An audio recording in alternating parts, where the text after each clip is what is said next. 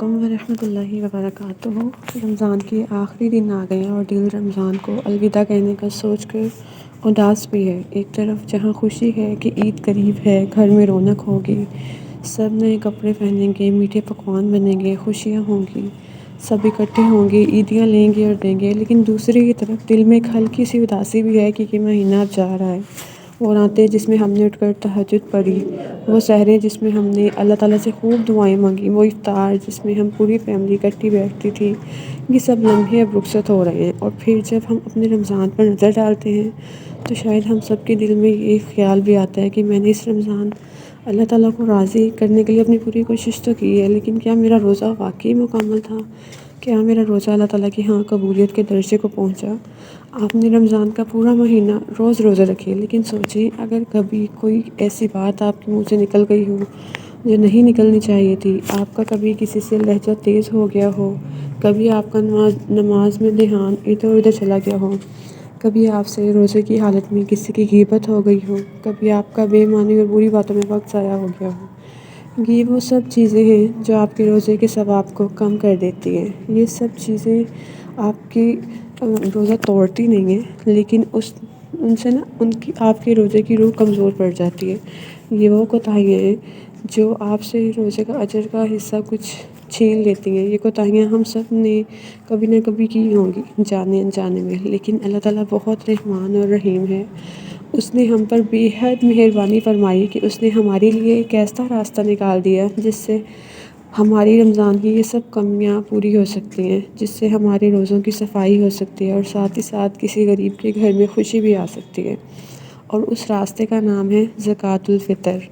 کبھی آپ کے ذہن میں نہیں آیا کہ عید الفطر کو عید الفطر کیوں کہا گیا ہے؟ کیونکہ اس عید پہ سب مسلمان اپنے روزوں کی اختتام پہ صدقہ فطر ادا کرتے ہیں۔ یہ عید صرف اپنی ذاتی خوشیوں کے لیے نہیں ہے، یہ عید الفطر اس لیے ہے تاکہ ہم دوسروں کے ساتھ بھی اپنی خوشیاں بانٹیں، تاکہ ہم دوسروں کے ساتھ بھی اللہ تعالیٰ کی نعمتیں بانٹیں۔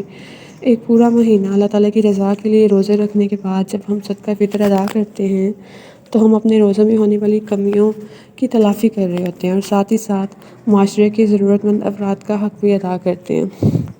تو بیسیکلی ہمارا دین چاہتا ہے کہ عید کی خوشیاں صرف چند گھروں تک محدود نہ رہیں، بلکہ ہر غریب اور محتاج شخص بھی اس دن خوشی اور عزت کے ساتھ عید منا سکے۔ اس لیے رسول اللہ صلی اللہ علیہ وسلم نے تاکید فرمائی کہ صدقہ فطر عید کی نماز سے پہلے ادا کیا کرو، تاکہ کوئی محتاج عید کے دن محرومی اور تنگی سے محسوس نہ کر سکے اور پوری امت ایک ساتھ خوشیوں میں شریک ہو سکے۔ اس لیے اس عید کو عید الفطر کہا جاتا ہے۔ اب ہم نے یہ دیکھنا ہے کہ زکوٰۃ الفطر کیا ہے۔ تو زکوٰۃ الفطر ایک واجب صدقہ ہے جو ہر مسلمان پر فرض ہے۔ اسے صدقۃ الفطر بھی کہتے ہیں۔ یہ رمضان کے اختتام پہ عید کی نماز سے پہلے ادا کیا جاتا ہے۔ حضرت عبداللہ بن عباس سے روایت ہے کہ انہوں نے فرمایا کہ رسول اللہ نے روزے کو لغو اور نامناسب باتوں سے پاک کرنے کے لیے اور مسکینوں کو کھانا کھلانے کے لیے صدقہ فطر مقرر کیا۔ جس نے نماز عید سے پہلے یہ ادا کر دیا اس کا یہ قبول شدہ صدقہ ہے، جس نے نماز کے بعد ادا کیا تو وہ ایک عام صدقہ ہوگا، وہ صدقہ فطر نہیں ہوگا۔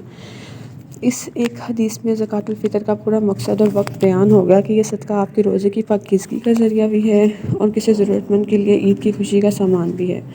تو ذرا سوچیں کہ ایک ایسا صدقہ جس کے بدلے میں آپ کے روزوں میں ہونے والی تمام کوتاہیاں معاف ہو جائیں، جس کی وجہ سے اللہ کے کسی بندے کے گھر میں خوشی آ جائے، جس کی وجہ سے کوئی غریب، کوئی مسکین سکون سے عید منائے، باقیوں کی طرح پیٹ بھر کر کھائے، تو کیا اس سے بڑھ کر اس دنیا میں کوئی نیکی، کوئی اجر ہو سکتا ہے؟ کیا اس سے بڑھ کر بھی کوئی فائدہ ہو سکتا ہے؟ سوچیں کہ ایک عبادت جو بیک وقت آپ کے لیے بھی بھلائی لائے اور کسی اور کے لیے بھی، اللہ تعالیٰ کی کتنی بڑی رحمت ہے کہ اس نے ہمارے لیے ایسے راستے کھولے جس میں سب کا فائدہ ہو، اور یہ اس کا کرم ہے کہ اس نے ہماری غلطیوں کی تلافی کے لیے کوئی نہ کوئی راستہ بنا رکھا ہے، ورنہ اگر یہ راستہ نہ ہوتا تو شاید ہمارے آدھے سے زیادہ روزے ہماری کوتاہیوں کی نظر ہو گئے ہوتے اور ہمارے ہاتھ اس نیکی سے محروم ہو گئے ہوتے۔ تو شکر ہے اس رب کا جس نے ہماری کوتاہیوں کے ساتھ ہمارا ساتھ نہیں چھوڑا، بلکہ ہمیں ہمیشہ پلٹنے کا، سیدھی راہ چننے کا، غلطی کو سدھارنے کا موقع دیا۔ شکر ہے اس رب کا جس نے اس بھلائی کو ہم تک پہنچایا، ہمیں توبہ کا یہ راستہ دکھایا اور ہمیں اپنے روزوں کو پاک کرنے کا ذریعہ بنایا۔ تو اس حکم میں اللہ تعالیٰ کی کیا حکمت چھپی ہے؟ جب آپ یہ سمجھنے کی کوشش کریں گے نا کہ زکوٰۃ الفطر کیوں فرض ہوئی، تو دل کو ایک گہری سکون والی بات سمجھ آتی ہے۔ اللہ تعالیٰ جانتا ہے کہ انسان کمزور ہے. آپ نے پورے مہینے کوشش کی لیکن انسان غلطیوں سے پاک نہیں ہو سکتا. اللہ نے یہ صدقہ اس لیے فرض کیا تاکہ رمضان میں آپ سے جو کمی رہ گئی ہے وہ اس کے ذریعے پوری ہو جائے. آپ نے پورا مہینہ بھوکا پیاسا رہ کر روزے رکھے، اللہ تعالیٰ کے لیے اپنی خواہشات قربان کی، لمبی لمبی راتوں میں تراویح پڑھی، لیکن یہ سارا عمل اپنی پوری تکمیل تک اس وقت تک نہیں پہنچتا جب تک آپ زکوٰۃ الفطر ادا نہیں کر لیتے. کیونکہ ہم کامل نہیں ہیں، ہم اعمال کو ہمیشہ کوئی نہ کوئی کمی ہمارے اعمال کو ضرور رہتی ہے.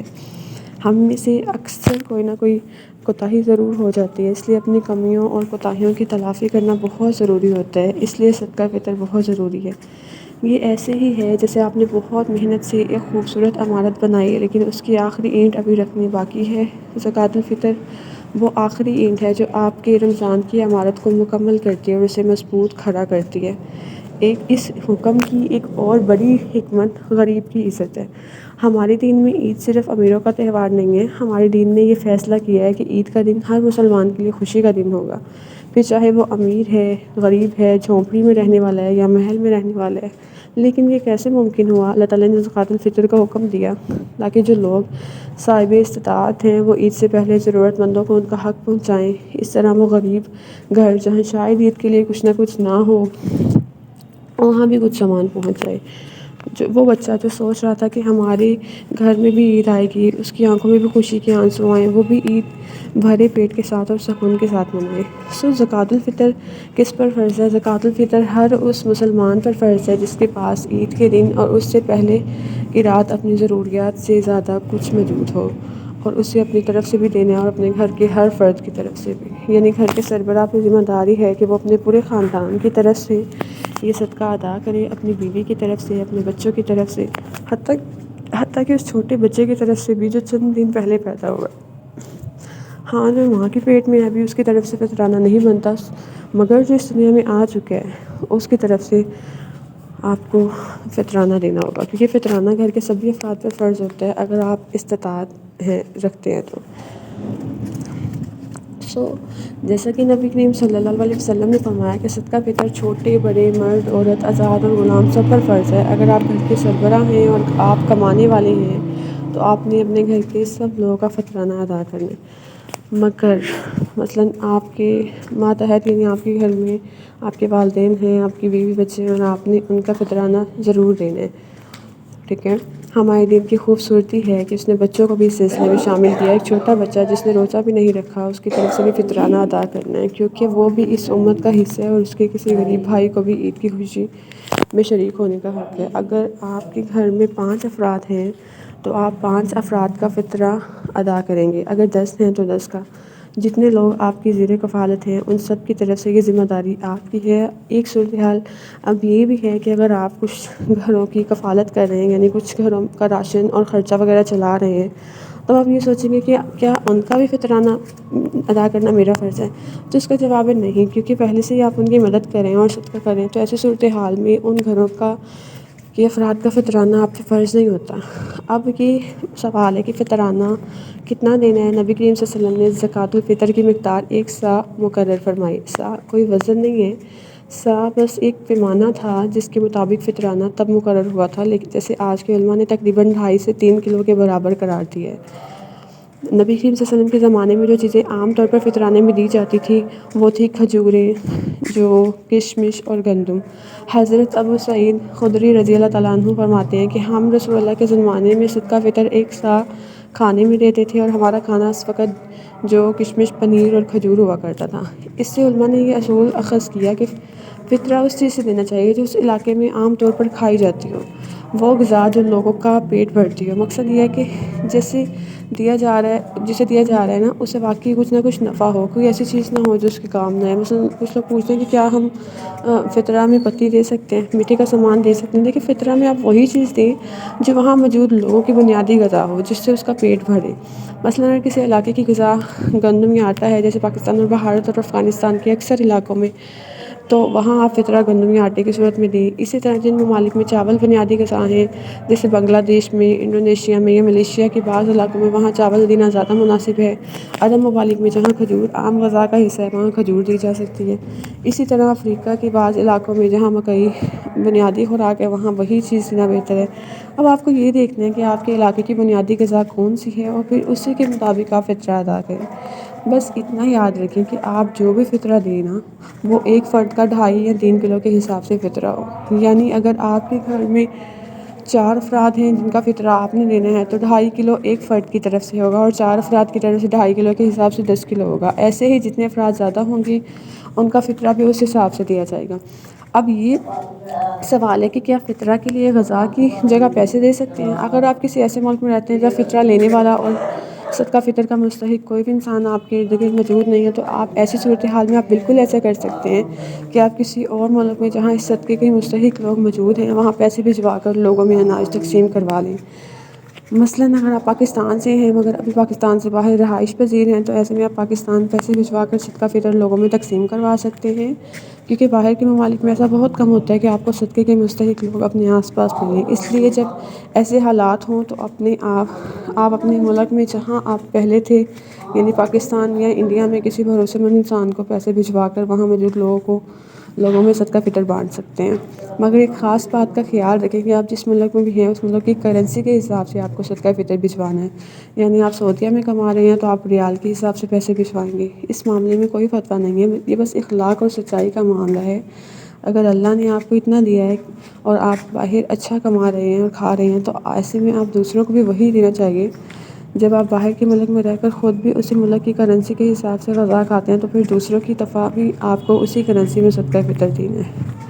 ایسا نہیں ہے کہ یہ لازمی ہے مگر ہاں یہ زیادہ بہتر ہے۔ جب اللہ تعالیٰ نے آپ کو اتنا دیا ہے تو آپ کو بھی اللہ تعالیٰ کی راہ میں کنجوسی نہیں کرنی بلکہ کھل کر دینے، اور اللہ تعالیٰ دینے والوں کو اور زیادہ عطا کرتا ہے۔ تو صدقہ فطر جو ہے وہ آپ اپنی مرضی سے دے سکتے ہیں، گندم دے سکتے ہیں، جو دے سکتے ہیں، کھجور، کشمش، رائس، کچھ بھی دے سکتے ہیں جو آپ کے علاقے میں لوگوں کی ضروریات ہوتی ہیں اس کے اکارڈنگ۔ سو بیسکلی صدقہ فطر جو ہے نا وہ ہمارے رمضان کے روزوں کی کمیوں کی تلافی کرتا ہے اور محتاج کو راحت پہنچاتا ہے۔ جب ہم کسی ضرورت مند کے لیے صدقہ دیتے ہیں نا تو ہم اس کے حق کو ادا کر رہے ہوتے ہیں، اس کے ساتھ ساتھ اپنے دل کو بھی پاک کر رہے ہوتے ہیں۔ یہ وہ دن ہے جب محتاج کی آنکھوں میں خوشی کی چمک پیدا ہوتی ہے اور ہماری دی ہوئی چیز سے وہ واقعی پیٹ بھر سکے۔ اس لیے ہمیں فطرہ ہمیشہ اچھی اور مناسب خوراک سے دیا کرتا ہے جو علاقے میں عام ہو۔ اگر ہم کم معیاری یا ناقص چیز دیں تو نہ صرف محتاج کو فائدہ نہیں ہوگا بلکہ ہمارا مقصد بھی مکمل نہیں ہوگا۔ صدقہ فطر صرف رسم ادا کرنے کا نام نہیں ہے بلکہ یہ ایک اخلاقی اور روحانی ذمہ داری ہے۔ یاد رکھیں کہ صدقہ فطر دینے کا سب سے بڑا مقصد یہ ہے کہ محتاج عید کے دن عزت اور خوشی کے ساتھ بیٹھ سکے۔ اگر ہم اس میں کمی کریں یا کم معیاری کی چیز دیں تو ہم اس مقدار کو کمزور کر دیتے ہیں۔ اسلام نے ہمیں یہ تعلیم دی کہ دیانتداری اور سخاوت ہر صدقہ میں ہونی چاہیے، چاہے وہ چھوٹا ہے یا بڑا ہے۔ صدقہ فطر دیتے وقت اپنے دل کو پاک رکھیں، سخاوت اور نیکی کا جذبہ دل میں لائیں اور اللہ تعالیٰ کی خوشنودی کو مد نظر رکھیں۔ یہ عمل نہ صرف محتاج کی مدد کرتا ہے بلکہ ہمارے ایمان میں بھی اضافہ کرتا ہے، اور یاد رکھیں نیت خالص ہو تو صدقہ بھی بہت بڑا ثواب بن جاتا ہے۔ لہٰذا جب بھی آپ فطرہ دیں یہ سوچیں کہ بہترین اور صاف چیز دی جائے تاکہ جسے دی جا رہی ہو اسے واقعی فائدہ ہو، اس کا پیٹ بھرے اور وہ دن خوشیوں سے بھرا ہوا محسوس کریں۔ صدقہ فطر میں کمی یا سہولت پسندی کرنے سے اجتناب کریں کیونکہ یہ اللہ تعالیٰ کے حکم میں نافرمانی کے مترادف ہو سکتا ہے۔ صدقہ فطر کا اصل حسن یہ ہے کہ ہم اپنے مال میں سے بہترین دیں، اپنی نیت کو صاف رکھیں اور اس سے دوسروں کے دل میں بھی خوش ہونا۔ اور اسی طرح ہم رمضان کے مہینے کے اختتام حقیقی روحانیت، سخاوت اور اخلاق کے ساتھ کر پائیں گے۔ جو ہم خود اپنے لیے پسند کرتے ہیں دوسروں کے لیے بھی وہی پسند کرنا چاہیے۔ صدقہ فطر کسے دینا چاہیے؟ زکوٰۃ الفطر کی اصل حقدار وہ لوگ ہیں جو فقیر اور محتاج ہیں، یعنی وہ لوگ جو اپنی بنیادی ضروریات پوری کرنے کی بھی طاقت نہیں رکھتے اور وہ جو یہ بات اپنی زبان سے کہہ بھی نہیں پاتے۔ ایک اہم بات جو ہم اکثر بھول جاتے ہیں وہ یہ ہے کہ مستحق لوگ اکثر ہم سے دور نہیں ہوتے، وہ ہمارے آس پاس ہی ہوتے ہیں مگر وہ کسی کو بول کر کہتے نہیں ہیں، اس لیے انہیں ڈھونڈنا مشکل ہوتا ہے، مگر اگر ہم کوشش کریں تو ہم انہیں ڈھونڈ سکتے ہیں۔ ایسا سفید پوش مستحق کوئی بھی ہو سکتا ہے، وہ آپ کا کوئی رشتہ دار بھی ہو سکتا ہے جو خاموشی سے تنگی میں جی رہا ہے لیکن کسی کو بتاتا نہیں ہے، وہ آپ کا وہ پڑوسی بھی ہو سکتا ہے جس کے گھر کا چولہا مشکل سے جلتا ہے لیکن وہ ہمیشہ مسکراتا رہتا ہے، وہ آپ کا وہ دوست بھی ہو سکتا ہے جو ضرورت میں ہے لیکن اپنی عزت نفس کی وجہ سے ہاتھ نہیں پھیلاتا۔ یہ اکثر لوگ ایسے ہوتے ہیں جن کی زبان سے آپ ہمیشہ اللہ تعالیٰ کا شکر سنتے ہیں، پھر چاہے ان کے گھر میں کھانے کو ایک سوکھی روٹی بھی نہ ہو۔ ایسے لوگوں کو ڈیٹیکٹ کرنا پڑتا ہے، غور کرنا پڑتا ہے، آس پاس کے لوگوں سے رابطہ رکھا کریں، کیونکہ ایسے آپ کو معلوم پڑتا ہے کہ کون آپ کے محلے میں مشکل وقت سے گزر رہا ہے، کسے آپ کی مدد کی ضرورت ہے، کون واقعی مستحق ہے۔ اور ایسا صرف صدقہ فطر کے معاملے میں نہیں بلکہ عام دنوں میں بھی ہونا چاہیے، کیونکہ وہ مومن نہیں جو خود پیٹ بھر کر سوئے اور اس کا پڑوسی بھوکا رہے۔ ہمیں خیال رکھنا چاہیے کہ ہماری ارد گرد کون ہے جس سے ہماری مدد چاہیے مگر وہ خود مدد مانگنا نہیں چاہتا۔ ہمیں خود ایسے لوگوں کی مدد کے لیے آگے بڑھنا چاہیے تاکہ ان کی بھی مدد ہو جائے اور ان کی عزت نفسی میں مجروح نہ ہو۔ تو پھر سوچیں کہ کیا آپ کے پڑوسی میں، آپ کے محلے میں، آپ کی گلی میں کوئی ایسا ہے؟ اگر ہے تو سب سے پہلے اسے یاد کریں، سب سے پہلے اس تک صدقہ فطر پہنچائیں۔ ہمارے معاشرے میں ایسے بہت سے لوگ ہیں جن کی تکلیف ظاہر نہیں ہوتی اور وہ ظاہر ہونے ہی نہیں دیتے۔ وہ صاف کپڑے پہنتے ہیں، بات کرتے وقت مسکراتے ہیں، لیکن وہ اندر سے ٹوٹے ہوئے ہیں۔ وہ عید کی خوشی میں شریک نظر آتے ہیں، لیکن رات کو سوتے وقت سوچتے ہیں کہ کل بچوں کو کیا کھلائیں گے، کیا پہنائیں گے۔ آپ کو ان لوگوں کی تلاش کرنی ہے۔ اللہ تعالیٰ کے نزدیک وہ صدقہ سب سے زیادہ محبوب ہے جو کسی ایسے شخص کو دیا جائے جو ضرورت مند ہو لیکن مانگتا نہ ہو۔ قرآن کریم میں اللہ تعالیٰ نے ایسے لوگوں کی تعریف کی ہے۔ ناواقف لوگ انہیں ان کی شرم و حیا کی وجہ سے مالدار سمجھتے ہیں۔ سورۃ بقرہ کی آیت ہے۔ یہ آیت بتاتی ہے کہ اللہ تعالیٰ نے خود ان لوگوں کا ذکر کیا جو خاموشی سے تکلیف اٹھاتے ہیں، جو شرم و حیا کی وجہ سے کسی کے سامنے اپنی خالی جھولی نہیں پھیلاتی۔ آپ انہیں ڈھونڈیں اور ان تک اپنا فطرہ ضرور پہنچائیں اور اللہ تعالیٰ سے دعا کریں کہ آپ کو ان مستحق لوگوں تک لے جائے۔ یقین جانیں آپ کی نیت اگر ہو تو اللہ تعالیٰ ایسے ذریعے سے آپ کو مستحق لوگوں تک پہنچا دیتا ہے کہ آپ خود بھی اس کا تصور نہیں کر سکتے۔ زکوٰۃ الفطر کب دینی چاہیے؟ زکوٰۃ الفطر ادا کرنے کا سب سے بہترین وقت عید کا چاند نظر آنے سے لے کر عید کی نماز سے پہلے تک ہے۔ نبی کریم صلی اللہ علیہ وسلم نے واضح حکم دیا کہ اسے عید کی نماز سے پہلے ادا کیا کرو، اور بہت سے علماء نے بھی یہ کہا کہ رمضان کے آخری 1 یا 2 دن بھی اسے 2 دن سے پہلے بھی ادا کیا جا سکتا ہے تاکہ جو لوگ اسے وصول کریں وہ عید کی تیاری کر سکیں۔ یہ بات سمجھنے والی ہے۔ فطرے کا مقصد یہ ہے کہ غریب عید کی نماز سے پہلے کچھ ہاتھ میں لے کر جائے تاکہ وہ بھی عید کا دن خوشی سے شروع کریں۔ اگر آپ فطرہ نماز کے بعد دیں گے تو یہ مقصد پورا نہیں ہوگا۔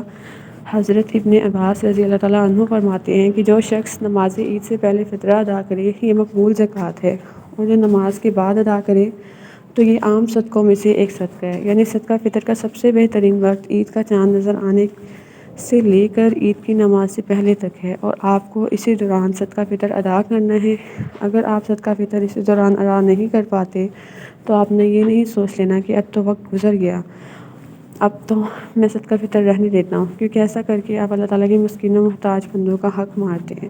اول تو بہترین یہی ہے کہ آپ نے کوشش بھی یہی کرنی ہے کہ عید کی نماز سے پہلے صدقہ فطر دے دیں، لیکن اگر کسی وجہ سے آپ تب صدقہ فطر نہ دے پائیں تو پھر عید کی نماز کے بعد ضرور ادا کریں۔ مگر ہاں، تب صدقہ دیتے ہوئے یہ ضرور ذہن میں رکھیں کہ اس کا شمار صدقہ فطر میں نہیں ہے بلکہ عام صدقوں میں ہوگا، اور عام صدقوں کا ہی آپ کو اجر ملے گا۔ اس لیے کوشش کریں کہ عید سے ایک رات پہلے یا عید کی صبح نماز سے پہلے یہ صدقہ ادا کریں۔ عید کی نماز کو صدقہ فطر کا آخری وقت مت بنائیں۔ اگر کوئی صدقہ فطر بھول جائے تو اگر کسی سال آپ نے زکوٰۃ الفطر ادا کرنا رہ گیا ہے، چاہے بھول کر چاہے لاپرواہی سے، تو پھر کیا کریں گے؟ ہم میں سے کئی ایسے لوگ ہوں گے جنہوں نے پہلے کبھی صدقہ فطر ادا ہی نہیں کیا ہوگا، کیونکہ انہیں معلوم ہی نہیں تھا کہ صدقہ فطر ہر صاحب استطاعت انسان پر لازم ہوتا ہے۔ ایسی صورتحال میں سب سے پہلے اللہ تعالیٰ سے توبہ کریں، اس کمی کو دل پر لیں اور پکی نیت کریں کہ آئندہ یہ کمی نہیں رہے گی۔ اچھا، ہم دیکھیں اگر ہمیں صدقہ فطر دینا یعنی کہ پہلے نہ پتہ ہو تو ایسی صورتحال میں ہم کیا کریں؟ سب سے پہلے ہمیں اللہ تعالیٰ سے توبہ کرنی چاہیے، اس کمی کو دل پر لینا چاہیے اور پکی نیت کریں کہ آئندہ ہم یہ کمی نہیں رہے گی، یعنی کہ آئندہ سال ہم اس کو ادا کریں گے انشاءاللہ۔ اور پھر وہ رقم ادا کریں جو آپ نے پہلے ادا نہیں کی، چاہے وہ بعد میں ہو۔ یہ فرض آپ کے ذمہ باقی رہتا ہے جب تک آپ اسے پورا نہ کریں۔ تو علماء کا اتفاق ہے کہ زکوٰۃ الفطر ایک واجب ذمہ داری ہے اور اس کا چھوڑنا گناہ ہے، لیکن اللہ تعالیٰ قبول کرنے والا ہے۔ جو بندہ سچے دل سے پچھتائے اور اپنی غلطی سدھار لے، اللہ تعالیٰ اسے معاف کر دیتا ہے۔ اب یہاں ایک سوال آتا ہے کہ صدقہ فطر کی استطاعت رکھنے والا انسان کون ہے؟ دیکھیں، آپ کا جواب بہت سادہ سا ہے۔ اگر آپ کے پاس اتنا ہے کہ آپ پیٹ بھر کر کھا سکیں اور کسی کو کھلا سکیں تو آپ پر صدقہ فطر فرض ہے۔ صدقہ فطر صرف اس صورت میں فرض نہیں ہے کہ اگر آپ کے پاس ایک دن کے کھانے کا بھی انتظام نہ ہو، اگر ہو تو پھر آپ کو صدقہ فطر ادا کرنا ہے۔ صدقہ فطر کے بارے میں ایک بہت غلط فہمی بہت عام ہے کہ صدقہ فطر صرف وہی ادا کرے گا جو زکوٰۃ دیتا ہے، یعنی جس پر زکوٰۃ فرض ہے۔ ایسا نہیں ہے، صدقہ فطر اس پر بھی واجب ہے جس پر زکوٰۃ فرض نہیں ہے، مگر وہ اتنی استطاعت رکھتا ہو کہ وہ صدقہ دے سکے، کیونکہ صدقہ فطر کا مقصد اپنے روزوں کی کوتاہیوں کی تلافی بھی ہے، اور روزوں میں کوتاہیاں تو اس سے بھی ہوتی ہیں جس پر زکوٰۃ فرض نہیں ہے۔ تو ایسا ہی ہے نا، اس سے بھی کوتاہیاں ہوتی ہیں روزوں میں۔ کم مالدار بھی روزوں میں ویسے ہی کوتاہیاں کرتا ہے جیسے زیادہ مالدار انسان کرتا ہے۔ تو کیا کم مالدار انسان یہ نہیں چاہتا کہ اس کے روزے کی کوتاہیاں معاف ہوں؟ چاہتا ہے نا، تو پھر صدقہ فطر ضرور دیں، چاہے آپ پہ زکوٰۃ فرض ہو یا نہ ہو۔ تو ایک اور سوال پوچھا جاتا ہے کہ اگر ہم خود اپنا کماتے ہیں تو کیا تب بھی یہی اصول ہے کہ ہمارے کفیل خواہ وہ ہمارے والدین ہوں، شوہر ہو، وہ ہمارا صدقہ فطر ادا کریں؟ نہیں۔ اگر آپ خود کماتے ہیں تو آپ کو چاہیے کہ آپ اپنے مال میں سے صدقہ فطر ادا کریں، کیونکہ ایسی صورتحال میں آپ اپنا کمانے والے خود ہیں اور آپ اپنی استطاعت رکھتے ہیں کہ آپ خود اپنے لیے صدقہ فطر دے سکیں۔ اس لیے اپنا صدقہ فطر ضرور ادا کریں، اپنے مال کو پاک کریں، اپنے مال کو ببرکت بنائیں اور اپنے رب کو راضی کریں۔ جس نے آپ کو عطا کیا ہے اسی کی عطا میں سے اس کے بندوں کا حصہ نکالنے میں کیسے جھجک، کیسے کنجوسی! کبھی سوچا کہ جب آپ عید کی نماز صبح نہا کر، نئے کپڑے پہن کر، خوشبو لگا کر عید کی نماز کے لیے نکلتے ہیں تو اس وقت آپ کے شہر میں کہیں کوئی بچہ ہے جسے صبح سے کچھ کھانے کو نہیں ملا؟ کوئی ماں ہے جو یہ سوچ کر رو رہی ہے کہ آج عید ہے لیکن میرے پاس کچھ نہیں ہے کہ میں اپنے بچوں کو کیا دوں؟ کوئی بزرگ ہے جو گھر میں اکیلا بیٹھا ہے اور یہ سوچ رہا ہے کہ کیا میری بھی عید ہوگی؟ اسلام نے یہ فیصلہ کیا ہے کہ یہ نہیں ہونا چاہیے۔ اسلام نے یہ ذمہ داری آپ کے کندھوں پر ڈالی ہے کہ ہاں، آپ کے کندھوں پر ہے، اس لیے نہیں کہ آپ پر بوجھ ڈالا ہے، بلکہ اس لیے کہ آپ کو ایک ایسے عمل میں شامل کیا جائے جو قیامت کے دن آپ کے لیے سب سے بڑا سرمایہ ہے۔ آپ کے چند 100 روپے کسی کی پوری عید بن سکتے ہیں، اور یہ کوئی چھوٹی بات نہیں ہے، یہ بہت بڑی بات ہے، کیونکہ یہ اللہ تعالیٰ کو راضی کرنے کی بات ہے۔ ہمیں اللہ تعالیٰ نے اتنا عطا کیا ہے، ہماری عیدیں خوشیوں سے، نئے کپڑوں سے، مزیدار کھانوں سے بھری ہوئی ہوتی ہیں، مگر سب کی عیدیں ایسی نہیں ہوتی۔ ہمارے آس پاس ایسے کوئی لوگ ہیں جن کے چولہے عید پہ نہیں جلتے، جن کے کپڑے عید پہ نہیں نئے ہوتے، اور ایسے لوگوں کی مدد کرنا میرا اور آپ کا فرض ہے۔ ان چولہوں سے دھواں اڑانا میری اور آپ کی ذمہ داری ہے۔ ان کے چولہوں سے دھواں بلند ہوگا تو ہماری دعائیں، ہمارے روزے، ہماری عبادات آسمان میں بلند ہوں گی۔ اللہ تعالیٰ قرآن میں فرماتا ہے کہ جو ذرے برابر بھی نیکی کرے گا نا، وہ اسے دیکھے گا۔ قیامت کے دن جب آپ کے اعمال کا ترازو لگے گا نا، تو آپ کی ہر چھوٹی بڑی نیکی سامنے ہوگی۔ وہ فطرہ جو آپ نے کسی غریب کو دیا تھا، وہ اس دن آپ کے ترازو میں ہوگا۔ وہ بچہ جو آپ کے صدقے کی وجہ سے عید کے دن مسکرایا تھا، اس کی خوشی آپ کے نامہ اعمال میں لکھی گئی ہوگی۔ شاید وہ چند 100 روپے جو آپ نے کسی ضرورت مند کو دیے، قیامت کے دن آپ کی سب سے بھاری نیکی بن جائیں۔ آپ نے اس رمضان بہت کچھ کیا ہے، روزے رکھے ہیں، نمازیں پڑھی ہیں، قرآن کی تلاوت کی ہے، دعائیں مانگی ہیں، یہ سب اللہ تعالیٰ کے ہاں محفوظ ہے۔ لیکن اب رمضان کی آخری گھڑیاں اور آخری قدم باقی ہیں۔ عید کی نماز سے پہلے اٹھیں اور اپنے گھر کے ہر فرد کا فطرہ ادا کریں، کسی مستحق تک پہنچائیں، چاہے خود دیں، چاہے کسی قابل اعتماد کے ذریعے پہنچائیں، مگر جب آپ عید کی نماز کو جائیں تو آپ کا دل ہلکا ہوگا۔ آپ کو احساس ہوگا کہ آپ کا رمضان مکمل ہوا ہے، نہ صرف عبادت کے ساتھ بلکہ محبت اور ہمدردی کے ساتھ۔ شاید کہیں دور کسی غریب گھر میں کوئی بچہ آپ کی وجہ سے مسکرا رہا ہو، اس بچے کی دعا آپ تک پہنچ جائے، تو یہی ہمارا رمضان کا سبق ہوتا ہے کہ اللہ تعالیٰ سے ہمیں قریب ہونا ہے، صرف سجدوں سے نہیں، اپنے بہن بھائیوں کے دکھ بانٹنے سے بھی۔ اللہ تعالیٰ تو ہمیں رمضان عطا کیا ہے نا، اس میں عبادت کرنے والوں کی توفیق بھی، عبادت کرنے کی توفیق بھی دی ہے، ہماری کوتاہیوں کو معاف فرما دے اور ہمارے روزوں کو اللہ تعالیٰ اپنے ہاں قبول فرما